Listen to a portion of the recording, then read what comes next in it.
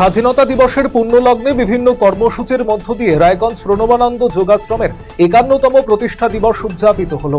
জাতীয় পতাকা উত্তোলনের পাশাপাশি দিনভর একাধিক অনুষ্ঠানের আয়োজন করা হয় প্রতিষ্ঠানের পক্ষ থেকে। অনুষ্ঠানের অন্যতম আকর্ষণ ছিল যুব সংস্কৃতি অনুষ্ঠান।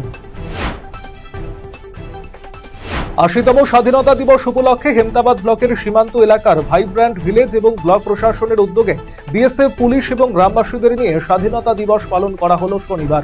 এদিন জাতীয় পতাকা উত্তোলন করার পাশাপাশি সীমান্ত এলাকায় র্যালি এবং বাড়িতে বাড়িতে পতাকা দিয়ে হর ঘর তিরঙ্গা কর্মসূচি পালন করা হয়। হেমতাবাদ ব্লকের বিডিও বিশ্বজিৎ দত্ত সহ পুলিশ প্রশাসন, বিএসএফ এবং অন্যান্য প্রশাসনের আধিকারিকেরা উপস্থিত ছিলেন এদিনের এই কর্মসূচিতে। উত্তর দিনাজপুর জেলার করণদিঘি ব্লকের করণদিঘির মেলা পুকুর কর্ণরাজার পুকুর নামে পরিচিত। প্রতি বছরের মতো এবছরও 15ই আগস্ট শনিবার থেকে শুরু হলো মাছ ধরা। 500 টাকা দিয়ে টিকিট কেটে ছিপ দিয়ে মাছ ধরার সুবর্ণ সুযোগ মৎস্য প্রেমীদের। প্রথম দিনই মাছ ধরতে আসেন অসংখ্য মৎস্য প্রেমীরা। দেশের ৮০তম স্বাধীনতা দিবস উপলক্ষে শনিবার রায়গঞ্জের ছটপড়ুয়ায় অবস্থিত মিকি মেঘা মাল্টি স্পেশালিটি হাসপাতালের উদ্যোগে অনুষ্ঠিত হলো রক্তদান শিবির।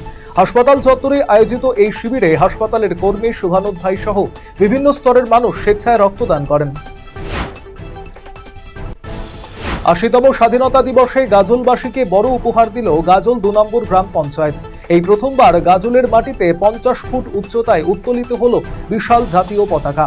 শনিবার পাঁচপাড়া ফুটবল মাঠে অত্যন্ত মর্যাদা এবং শ্রদ্ধার সঙ্গে পতাকা উত্তোলনের মধ্য দিয়ে দিনটির সূচনা হয়।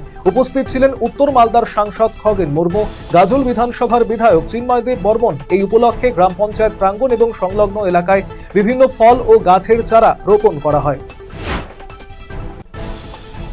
মানবিকতার বার্তা নিয়ে রায়গঞ্জ আন্তরিকের ৮ম প্রতিষ্ঠা বর্ষপূর্তি উপলক্ষে আয়োজিত হল রক্তদান শিবির। সংস্থার উদ্যোগে উদয়ন স্পোর্টিং ক্লাবের সামনে আয়োজিত এই শিবিরে স্বেচ্ছায় রক্তদানে এগিয়ে আসেন বহু মানুষ।